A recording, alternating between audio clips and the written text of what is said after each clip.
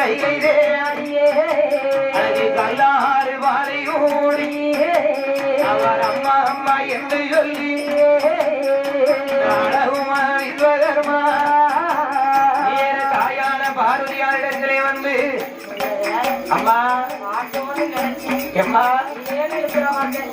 என்னை நாங்கள் கைலாசம் வரவழைத்த காரணம் என்னம்மா?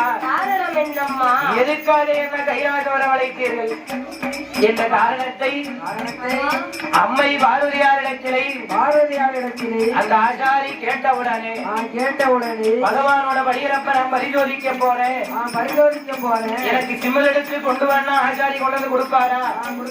கொடுக்க மாட்டாரு